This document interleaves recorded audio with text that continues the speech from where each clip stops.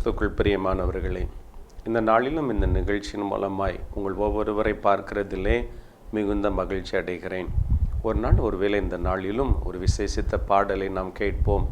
பாடலுக்கு பின்பு ஆண்டோடைய வார்த்தைகளுக்கு நேராக நாம் கடந்து செல்வோம். இது உங்களுக்காய் அந்த பாடலை கேளுங்கள். ஆண்டோடைய வார்த்தையை அதன் பின்பு நாம் கேட்போம். என் கூடவே இரும் ஓ இயேசுவே, நீர் இல்லாமல் நான் வாழ முடியாது. என் பக்கத்திலே இரும் ஓ இயேசுவே, நீர் இல்லாமல் நான் வாழ முடியாது. கண்ணீர் சிந்தும் வேளையிலே தாயுமானீரே, காயப்பட்ட நேரத்திலே தந்தையானீரே.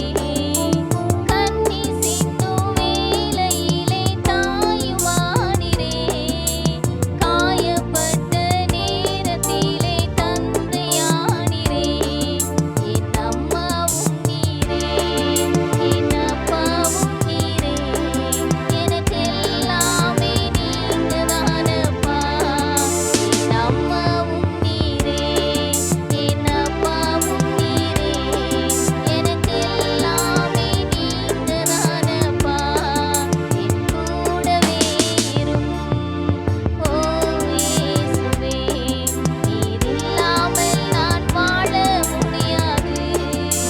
வியாதியின் நேரத்தில் வைத்தியரானீரே, சோதனை நேரத்தில் நண்பரானீரே.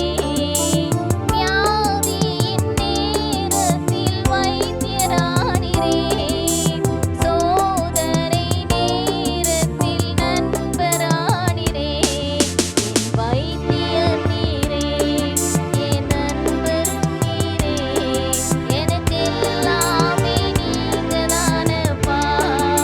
என் வைத்தியர் நீரே, என் நண்பரும் நீரே, எனக்கெல்லாமே நீங்கதானப்பா. என் கூடவே இரும் ஓ இயேசுவே, நீர் இல்லாமல் நான் வாழ முடியாது. என் பக்கத்திலே இரும் ஓ இயேசுவே, நீர் இல்லாமல் நான் வாழ முடியாது. நீர் இல்லாமல் நான் வாழ முடியாது. நீர் இல்லாமல் நான் வாழ முடியாது. ஆண்டவரும் உலக இரட்சகருமான இயேசு கிறிஸ்துவுக்கே சகல துதிகன மகிமை உண்டாவதாக. இந்த நாளில் இந்த நிகழ்ச்சியின் மூலமாக உங்கள் ஒவ்வொருவரை பார்க்கிறதில் மிகுந்த மகிழ்ச்சி அடைகிறேன். நம் தேவன் எவ்வளவு அதிசயமாய் இந்த வருடம் முழுவதும் நம்மை பாதுகாத்தார். அதிசயமான தேவன் அற்புதமாய் நம்மோடு கூட இருந்தார். ஒவ்வொரு நாளும் ஒவ்வொரு மாதமும் ஆண்டுடைய ஒரு பாதுகாப்பின் கரம் கூட இருந்து நம்மை வழி நடத்தினது அல்லவா. அந்த ஆண்டவரை மகிமைப்படுத்த, அந்த ஆண்டவருக்கு நன்றி செலுத்த, அந்த நல்ல தகப்பனை துதிப்பதற்காக கர்த்தர் இப்படிப்பட்ட ஒரு நல்ல நேரத்தை நாளை ஆண்டவர் தந்திருக்கிறார். இந்த நாளில் கூட ஆண்டவருடைய வசனத்திற்கு நேரம் நாம் கடந்து செல்லலாம். உங்களுக்காக நான் ஒரு வசனத்தை வாசித்து அந்த வசனத்தை தியானித்து ஆண்டவருடைய பாதத்தில் நாம் ஜெபிக்கலாம். இதை உங்களுக்காக அந்த வசனத்தை நான் வாசிக்கிறேன். லூக்கா 1 அதிகாரம் அதில் 64 வசனம். லூக்கா 1 அதிகாரம் 64 வசனம். உடனே அவனுடைய வாய் திறக்கப்பட்டு அவனுடைய நாவும் கட்டவிழ்க்கப்பட்டு தேவனை சோஸ்தரித்து பேசினான் என்று வேதம் சொல்லுகிறது. இந்த அருமையான வேத பகுதியிலே ஆண்டவருக்கென்று ஊழியம் செய்த ஒரு தேவ மனிதர் தான் அந்த சகரியா. அந்த சகரியாவின் காரியத்தில் தான் ஆண்டவர் தமது மகிமையை வெளிப்படுத்துகிறார். சகரியா எலிசபெத் முதிர்ந்த வயதுள்ளவர்கள். முதிர்ந்த வயது வரையிலும் அவர்களுக்கு குழந்தை இல்லை. ஒருவேளை ஆண்டுடைய ஊழியம் செய்த ஒரு மகன் ஆண்டுடைய ஊழிய பாதைகளில் ஆண்டவருக்காக ஆசாரிய பணியை செய்து கொண்டிருந்த ஒரு தெய்வ மனிதர். இப்படிப்பட்ட பணி செய்து கொண்டிருக்கிற, ஊழியம் செய்து கொண்டிருக்கிற அந்த காலங்களின் நாட்களில் தான் ஒருவேளை ஆண்டுடைய பாதத்தில் அந்த தேவ சமூகத்தில் அந்த அருமையான சகரியாவும் அந்த எலிசபெத்தும் ஆண்டவருக்கு ஏற்ற பிள்ளைகளாய் கர்த்தருடைய எல்லா கட்டளைகளை, கர்த்தருடைய எல்லா வார்த்தைகளின்படி அவர்கள் நடந்தார்கள் என்று வேதம் சொல்லுகிறது. இவர்கள் வாழ்க்கையில் நடந்த அந்த காரியத்தை பாருங்கள். ஊழியம் செய்து கொண்டிருக்கிற பொழுது பிரத்யட்சமாய் தேவனுடைய தூதன் வெளிப்படுகிறார். காணுகிறான். அந்த ஆலயத்தில் ஆண்டவருடைய மகிமை வெளிப்படுகிறது. அந்த தேவ தூதனுடைய சாயலை, தேவ தூதனை பிரதியட்சமாய் அந்த சகரியா பார்க்கிறான். அப்போ அந்த சகரியாவை பார்த்து அந்த தேவ தூதன் சொல்லுகிற, சகரியாவே, நீ பயப்படாதே, உன் வேண்டுதல் கேட்கப்பட்டது. உன் மனைவியாகிய எலிசபெத் ஒரு குமாரனை பெறுவாள், அவளுக்கு யோவான் என்று நீ பெயரிட வேண்டும் என்று சொல்லி ஆண்டவர் பிரதியட்சமாய் ஆலயத்தில் சகரியாவோடு பேசுகிறார். என் அன்பான தேவனுடைய பிள்ளையே, அநேக நாட்கள் பிள்ளைகள் இல்லை, குழந்தை இல்லாமல் வயோதிப நிலையில் நிற்கிற அந்த பெற்றோர்கள். ஆனால் தேவதூதன் என்ன சொல்லுகிறார் பாருங்கள், உனக்கு ஒரு குமாரனை கொடுப்பேன், அந்த குமாரனுக்கு நீ யோவான் என்று பெயரிட வேண்டும். உன்னுடைய மனைவி அந்த குமாரனை பெற்றெடுக்கிற பொழுது அதற்கு யோவான் என்று நீ பெயர் வைக்க வேண்டும் என்று ஆண்டவர் அந்த சகரியாவோடு பேசுகிறார். அந்த தேவனுடைய வார்த்தை அந்த சகரியா கேட்கிறார். அதெல்லாம் கூடாத காரியம், நான் வயது சென்றவன், என்னுடைய மனைவியும் வயது சென்ற ஒரு மகள், அதெல்லாம் எப்படி காரியம் நடக்கும் என்று இந்த சகரியா அந்த தூதனை பார்த்து சொன்ன பொழுது அந்த தூதன் சொல்லுகிறார், அந்த குழந்தை பிறக்கிற வரையிலும் நீ வாய் பேசாதிருப்பாய், ஊமையாயிருப்பாய் என்று சொல்லி அந்த தேவதூதன் சொல்லி போய்விடுகிறார். இப்ப பாருங்கள், அந்த ஆலயத்திலிருந்து வெளிவருகிறார். அவரால் பேச முடியல, அத்தனை வருடம் பேசினவர், ஆசாரிய பணிகளை செய்த ஒரு மனிதர், இப்போ பேச முடியாதபடி சைகை காண்பிக்கிறார். இவன் வீட்டிற்கு வந்து விட்டார். என் அன்பானவர்களான, கர்த்தருடைய வார்த்தை நிறைவேறினது. ஆண்டவர் சொன்ன வார்த்தைகளை சரியாய் அந்த சகரியாவின் வாழ்க்கையில் கர்த்தர் செய்தார். எலிசபெத்தை ஆண்டவர் நினைவு கூர்ந்தார். இப்போ எலிசபெத் நிறைமாத கர்ப்பிணியாக இருக்கிறார், நல்ல ஒரு குழந்தையை பெற்றெடுக்கிறார். இது அந்த குழந்தை இப்பொழுது தேசத்தில் ஆசீர்வாதமான ஒரு குழந்தையாய் எல்லாருக்கும் முன்பதாக வெளிப்படுகிறது. இன்னும் அந்த தகப்பனுடைய நாவு அவிழ்க்கப்படவில்லை, அவர் பேசவில்லை, அந்த குழந்தை பிறந்து விட்டது. அப்போ இந்த காரியத்தை எல்லாம் பார்க்கிற பொழுது அந்த மக்கள், அந்த ஜனங்கள், அந்த மக்கள் எல்லாம் எந்த சூழ்நிலையில் பார்த்திருப்பார்கள் பாருங்கள். தன் மனைவி கர்ப்பம் தரித்திருக்கிறாள், அந்த தகப்பன் வாய் பேசாமல் ஊமையாக இருக்கிறார். பலர் பலவிதமாய் சொல்லி இருக்கலாம். இந்த பிள்ளையின் நிமித்தமாக அந்த சாபம், இந்த பிள்ளையின் நிமித்தமாக அந்த குடும்பத்திற்கு அந்த வேதனை, இந்த பிள்ளையின் நிமித்தமாக அந்த பெற்றோர் பாதிக்கப்படுகிறார்கள், அந்த தகப்பன் இப்படிப்பட்ட நிலையில் தள்ளப்பட்டார் என்று பல நிலைகளில் எல்லாரும் பேசி இருக்கலாம், சொல்லி இருக்கலாம். இந்த சகரி அதே போல பாதிக்கப்பட்ட ஒரு நிலைதான். இப்ப பிள்ளை பிறந்து விட்டது, இன்னும் நாவு திறக்கப்படலை, இன்னும் அவன் பேசலை, ஊமையாக தான் இருக்கிறான். அதில் 8ஆம் நாள் அந்த குழந்தை பிறந்த, அந்த யோவான் பிறந்து 8ஆம் நாள் விருத்த சேதனம் பண்ணுவதற்காக அந்த குழந்தையை கர்த்தருடைய சமூகத்திற்கு கொண்டு சொல்ல வேண்டும். அப்போ எல்லாரும் கேட்கிறாங்க, உறவினர்கள் எல்லாம் அந்த எலிசபெத்தை பார்த்து, இதற்கு என்ன பெயர் வைக்கணும், இதற்கு என்ன சொல்லணும், இதற்கு என்ன பெயர் வைக்க வேண்டும். ஒருவேளை தகப்பன் சகரியாவின் பெயர் வைக்கலாம், ஒருவேளை அந்த பெயரை கொண்டு வரலாம் என்று சொன்ன பொழுது அந்த தாய் சொல்லுகிறார்கள், இந்த குழந்தைக்கு யோவான் பெயர் வைக்கணும். அப்போ அந்த தகப்பன் சொல்லியிருப்பார் தன் மனைவி இடத்தில், அந்த சகரியா ஆனால் எலிசபெத்தில் சொல்லியிருப்பார், தேவதூதன் எனக்கு காட்சி கொடுத்தார், இந்த பிள்ளை குறித்து இப்படி சொல்லியிருக்கிறார், ஊமையாய் அந்த மகன் பேசி இருக்க வேண்டும், ஊமையாய் தன் மனைவி இடத்தில் சொல்லி இருக்க வேண்டும், இந்த மகனுக்கு யோவான் என்ற பெயர் வைக்க வேண்டும் என்று அந்த எலிசபெத்து சொல்லுகிறாள். உடன் வேதம் என்ன சொல்லுகிறது பாருங்கள். ஒருவேளை தகப்பனிடத்தில் கேட்கலாம், அந்த சகரியாவிடத்தில் கேட்கிற பொழுது அது எழுத்து பலகை நீங்கள் கொண்டு வாருங்கள். அது கொண்டு அந்த சகரியாவின் கரத்தில் கொடுக்கப்பட்டது. வேதம் சொல்லுகிறது, அந்த எழுத்து பலகையை வாங்கி அது 63ஆம் வசனத்தில் வேதம் சொல்லுகிறது, இதனுடைய பெயர் யோவான் என்று அந்த சகரியா எழுதுகிறார். இதனுடைய பெயர் யோவான். இந்த குழந்தை பிறந்து இப்போ 8 நாள் ஆகிறது, அதுவரை நாவு திறக்கப்படலை, அதுவரை ஊமையாக தான் இருக்கிறான். எப்பொழுது இந்த குழந்தையின் பெயர் யோவான் என்று அவர் எழுதினாரோ அவன் நாவு திறக்கப்பட்டதென்று வேதம் சொல்லுகிறது. அல்லேலூயா! இதுதான் தேவன். அன்றைக்கு ஆண்டவர் அந்த 1ஆம் அதிகாரம் 13ஆம் வசனத்தில் இவன் பெயர் யோவான் என்று அந்த தேவ தூதன் சொன்னாரே காபிரேல், இன்றைக்கு அந்த தேவ மனிதன் அந்த பெயர் யோவான் என்று எழுதின பொழுது அவன் நாவின் கட்டுகள் அவிழ்க்கப்பட்டது என்று வேதம் சொல்லுகிறது. என் அன்பான தேவனுடைய பிள்ளைகளே, இன்றைக்கு உன் குடும்பம் ஏதோ ஒரு நிலையில் பாதிக்கப்பட்டிருக்கலாம். ஆண்டவர் துதிக்கும்படியாக, அவருடைய நாமத்தை மகிமைப்படுத்தும்படியாக உங்களை தெரிந்து கொண்டார். அதற்காக தான் தேவன் உங்களை தெரிந்து கொண்டார். நீங்கள் இப்படிப்பட்ட சூழ்நிலைகளில் வாழ்ந்த ஒரு மகனாய் மகளாய் இருக்கலாம், பல நிலைகளில் அவமானத்தை சுமந்து கொண்டிருக்கிற ஒரு மகனாய் மகளாய் இருக்கலாம், குடும்பத்தில் பல பாதிப்புகள், பல நெருக்கங்கள், பல தோல்விகள், கண்ணீரின் பாதையில் நிற்கிற ஒரு மகனாய் மகளாய் இருக்கலாம். நீங்கள் எப்பொழுது தேவனை துதிக்கிற ஒரு மகனாய், சோஸ்தரிக்கிற ஒரு மகளை நீங்கள் வருகிறீர்கள், அவிழ்ப்பீர்களோ உங்கள் கட்டுகளை தேவன் அவிழ்த்து போடுவார், உடைப்பார் என்று வேதம் சொல்லுகிறது. என் அன்பான தேவனுடைய பிள்ளைகளை, ஆண்டவர் அந்த சகரியாவோடு பேசினது வேற யாரும் கேட்கல, வேற யாருக்கு தெரியாது. ஆனால் ஆண்டவர் சரியானபடி சரியான நேரத்தில் அந்த யோவானின் தகப்பனாகிய சகரியாவின் நாவின் கட்டுகளை தேவன் அவிழ்த்தார் என்று வேதம் சொல்லுகிறது. அப்பொழுதுதான் அவன் தேவனை துதிக்கிறார். அந்த ஆண்டவரை மைமைப்படுத்துகிற அந்த தேவன் எப்படிப்பட்ட ஒரு தேவன் என்று அந்த ஆண்டவரை குறித்து சொல்லுகிறேன். அன்பான தேவனுடைய பிள்ளைகளே, இன்றைக்கு தேவன் கொடுத்திருக்கிற நன்மைகளை குறித்து, ஆண்டவர் செய்த காரியங்களை குறித்து, எவ்வளவு அதிசயமான காரியத்தில் இந்த வருடத்தில் தேவன் உங்களை நடத்தி கொண்டு வந்தார். இந்த வருடம் 12 மாதம் வரையிலும் 365 நாட்கள் வரையிலும் எவ்வளவு அதிசயமாய் தேவன் உங்களை பாதுகாத்தார். எவ்வளவு அற்புதமாய் கர்த்தர் உங்கள் குடும்பத்தில் உங்களை உருவாக்கி கொண்டு வந்தார். அந்த அவமானம், அந்த தோல்விகள், அந்த வேதனைகள், அந்த நெருக்கங்கள், அந்த உபத்திரவங்கள், அந்த பாடுகள் உங்க வாழ்க்கையில் சூழ்ந்திருக்கிற பொழுதெல்லாம் கர்த்தர் வாக்குத்தத்தத்தின்படி உங்களை விடுவித்தார். வாக்குத்தத்தத்தின்படி அந்த வார்த்தையை உங்களுக்கு நிறைவேற்றினார். உங்கள் குறைகளை நீக்கும்படி தேவன் உங்களுக்கு நன்மை செய்தார். இந்த ஆண்டவரை சோஸ்தரிக்கிறீங்களா? இந்த ஆண்டவரை நீங்கள் துதிக்கிறீங்களா? இந்த ஆண்டவரை நீங்கள் மைமைப்படுத்துகிறீர்களா?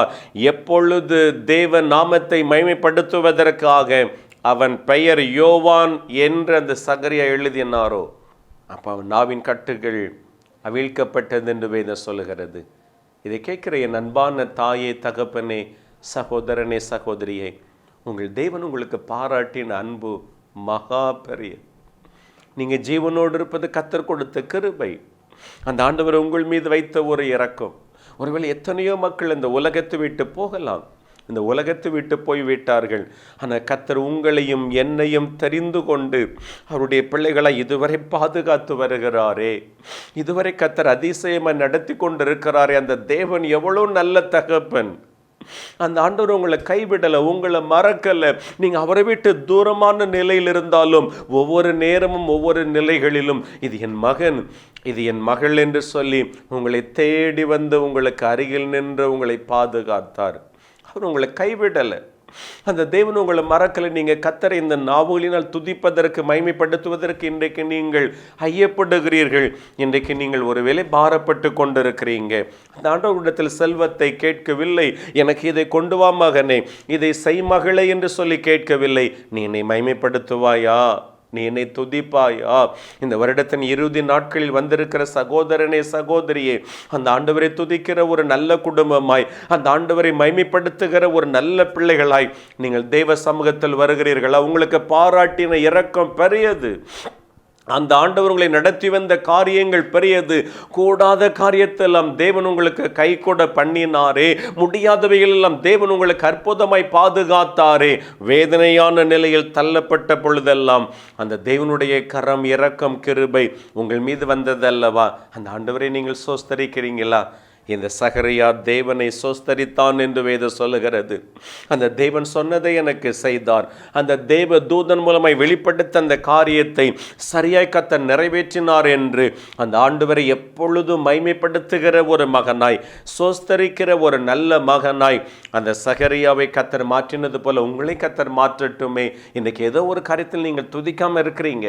தேவன் செய்த ஏதோ ஒரு காரியத்திற்கு அவருக்கு நன்றி செலுத்தாமல் இருக்கிறீர்கள். தேவன் செய்த ஏதோ ஒரு அற்புதமான செயலை தேவனை சோஸ்தரியாமல் ஒருவேளை நீங்கள் தடைப்பட்டு இருக்கலாம். அது நிமித்தமாய் சில போராட்டங்கள், சில காரியங்கள் உங்களுக்கு தோல்வியாய் கூட மாறி இருக்கலாம். இன்றைக்கு அதில் அறிந்து அந்த நாள், அந்த சூழ்நிலை, என் மகனை, என் குடும்பத்தை, என் பிள்ளைகளை நீங்கள் பாதுகாத்தீங்கப்பா, நாங்கள் உம்மை மைமைப்படுத்துகிறோம், உம்மை சோஸ்தரிக்கிறோம். என் கண்ணீரை, என் வேதனைகளை, என் குறைகளை மாற்றி என்னையும் நீ நினைவு கூர்ந்தீர் என்று அந்த ஆண்டவரை மைமைப்படுத்துவோமா?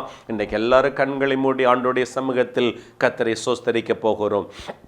இதை கேட்கிற என் அன்பான தேவனுடைய பிள்ளைகளே, எல்லாரும் ஒருமனப்பட்டு அந்த ஆண்டவருடைய பாதத்தில் வருவோமா? ஆண்டவர் உங்கள் மீது வைத்த அந்த இரக்கத்தை நினைத்து, உங்களை பாதுகாத்த அந்த தயவை நினைத்து, உங்களை, உங்கள் குடும்பத்தை தேவன் கண்மணியை போல இந்த மாத வரையிலும் இறுதி வரையிலும் கர்த்தர் நடத்தினாரே, அந்த தேவனின் நன்றி உள்ள இருதயத்தோடு நாம் சோஸ்தரிக்கிறோமா? ஏசப்பா, எத்தனை நாவுகள் இருந்தாலும் உம்மை துதிக்க, சோஸ்தரிக்க அது போதாதையா. நீர் அவ்வளவு அன்பாக எங்களை நடத்தினீங்க. எவ்வளவோ துன்பங்கள், அவமானங்கள், எவ்வளவோ பலவீனங்கள், நோய்கள் எவ்வளவோ கண்ணீரின் பாதைகள், எத்தனை சூழ்நிலைகள், குறைவுகள், கஷ்டங்கள். ஆனால் எங்கள் தேவன் எங்களை அந்த சூழ்நிலையில் விழாதபடி ஒவ்வொரு நாளும் தாங்கி நீங்கப்பா. நாங்கள் உண்மை துதிக்கிறோம், உண்மை நாங்கள் மைமைப்படுத்துகிறோம். எங்கள் ஆண்டவரை ஒரு விஷயம் மைமைப்படுத்துகிற எல்லாரும் துதிங்களே. என் அன்பான தாயே, தகப்பனே, எல்லாரும் மைமைப்படுத்துங்களே. ஒரு தாயாரை ஆண்டவர் பார்க்கிறார். மகளே, நீ தேவனை மைமைப்படுத்த நீ மறந்துவிட்டாய் மகளே. கர்த்தர் உனக்கு செய்திருக்கிற எல்லா இரக்கங்களுக்காக அந்த ஆண்டவரை நீ மைமைப்படுத்துவதற்கு, துதிப்பதற்கு நீ மறந்துவிட்டாய் மகளே. அந்த ஆண்டவரை துதி மகளே. கர்த்தர் உன் குடும்பத்தை எவ்வளவு அங்கலாய்ப்பில் இருந்து, கண்ணீரில் இருந்து அவர் உங்களை விடுவித்தார், உங்கள் குடும்பத்தை பாதுகாத்தார். இன்றைக்கு நீங்க ஜீவனோடு இருக்கிறீங்க. கர்த்தர் அந்த குடும்பத்திற்கு பாராட்டின ஒரு அன்பு. இயேசுவின் நாமத்தில் தேவனுடைய கரம் எல்லார் மேலும் இந்த நாளில் இறங்கி வரட்டும் ஐயா. எல்லா பிள்ளைகளையும் நீங்க தொட்டு பாதுகாத்து கொள்ளுங்கப்பா. கர்த்தருடைய கரம் ஒவ்வொருவரையும் ஆசீர்வதிக்கட்டும் ஐயா. ஏசப்பா, இந்த பிள்ளைகளை நீங்க நினைத்தருளுங்க. உமக்கு நன்றி செலுத்துகிறாங்க, உம்மை துதிக்கிறார்கள், உம்மை மைமைப்படுத்துகிற இந்த பிள்ளைகளை கர்த்தர் ஒரு விசை பாதுகாத்து ஆசீர்வதிங்க. எல்லாவற்றிலும் இந்த பிள்ளைகள் ஆசீர்வாதத்தோடு உயர்த்தப்பட நீங்க இறக்க செய்யுங்கப்பா. அவனுடைய தயவுள்ள கரை இறங்கட்ட. சகோதரியே, உங்க கணவர் பாதிக்கப்பட்ட நிலைகளில் அவ்வளவு வேதனையோடு இருக்கிற பொழுது, நான் எப்பொழுதும் கர்த்தரை துதிப்பேன், எப்பொழுதும் ஆண்டவருக்கு மைமைப்படுத்துவேன், கர்த்தருடைய சமூகத்தில் நான் ஜெபத்தில் இருப்பேன் என்று சொல்லி மகளே சொன்னாமா. அந்த கர்த்தர் கிருபையோடு உங்க கணவருக்கு கிருபையாக ஜீவன் கொடுத்தார். அந்த மரண கட்டுகளை நீக்கி கர்த்தர் விடுதலை கொடுத்தார். அந்த தேவ சமூகத்தில் குடும்பமா வா மகளே. கர்த்தர் உங்களோடு இடைப்படுகிற. நீ குடும்பமா வந்து என்னை துதிப்பாயா, என்னை மைமைப்படுத்துவாயா, எனக்கு நீ நன்றி செலுத்துவாயா என்று அந்த ஆண்டவர் கேட்கிறார் மகளே. அந்த ஆண்டுடைய பாதத்தில் ஏசப்பா, நான் குடும்பமாய் வந்து உம்மை மைமைப்படுத்துகிறேன் என்று சொல்லி ஆண்டுடைய பாதத்தில் வாருங்கள். ஒவ்வொருவரை நீங்க ஆசீர்வதிங்கப்பா. உமது கர ஒவ்வொரு பிள்ளைகளையும் இன்றைக்கு தோடட்டும். இந்த சத்தத்தை கேட்டுக்கொண்டிருக்கிற ஒவ்வொருவர் மீதும் உமது கிருபை, வல்லமை, பாதுகாப்பு வெளிப்படட்டும். கர்த்தர், இந்த நாட்களில் உமது பிள்ளைகள் எல்லாம் நீங்க ஆசீர்வதிங்க. புதிய வருடத்தை காண இருக்கிற இந்த பிள்ளைகளை நீங்க ஆசீர்வாதத்தோடு நீங்க ஆசீர்வதிங்கப்பா. எல்லா பிள்ளைகளும் புதிய வருடத்தில் நன்மைகளை, ஆசீர்வாதத்தை காணட்டும். ஆண்டவருக்காய் நல்ல பிள்ளைகளை குடும்பம் கட்டப்படுவதற்கு உதவி செய்யுங்க. கிருபை தந்து காத்துக்கொள்ளுங்க. இயேசு கிறிஸ்துவின் நாமத்தில் ஜெபிக்கிறோம் எங்கள் நல்ல பிதாவே. ஆமேன், ஆமேன். கிறிஸ்துக்குள் பிரியமானவர்களே, கர்த்தர் உங்களை ஆசீர்வதித்திருக்கிறார். உங்கள் நாவுகளினால் ஆண்டவரை மாத்திரம் மைமைப்படுத்துங்கள். அந்த ஆண்டவரை சோஸ்தரியுங்கள். அதை தான் ஆண்டவர் விரும்புகிறார். அதை தான் உங்களிடத்தில் எதிர்பார்த்து கொண்டிருக்கிறார். அப்படி செய்கிற பொழுது அந்த ஆண்டவர் உங்களை மேன்மையான நிலையில் எல்லாவற்றிலும் உங்களை கனப்படுத்துவார். நீங்கள் கலங்காதிருங்கள். நீங்கள் பெற்ற நன்மைகளை, ஆசீர்வாதங்களை என்னோடு நீங்கள் தொடர்பு கொள்ளலாம். அந்த ஸ்க்ரீனில் வருகிற அந்த என்னோடு நீங்கள் பேசுங்க. ஒவ்வொரு மாதமும் முதல் சனிக்கிழமை நமது ஜெபக்கூடாரத்தில் வைத்து, 3 அடைப்பில் இருக்கிற அந்த ஜெபக்கூடாரத்தில் வைத்து உபவாச ஜெபக்கூட்டம் நடைபெறும். ஆக நீங்கள் தவறாமல் பங்கு கொள்ளுங்கள். ஒரு முறை நீங்கள் வந்து பாருங்கள். கர்த்தர் செய்கிற அதிசயங்களை, அற்புதங்களை, விடுதலை நீங்கள் பெற்றுக்கொள்ள முடியும். நீங்கள் வந்து தேவனுடைய ஆசீர்வாதத்தை காணலாம். ஆண்டவருடைய சமூகத்தில் அடுத்த வாரம் இதே நேரம் இதே நிகழ்ச்சியை காணுவரை அவருடைய ஆசீர்வாதம் உங்கள் மீதும் உங்கள் குடும்பத்தின் மீதும் முழுமையாக வெளிப்படுவதாக. God bless you.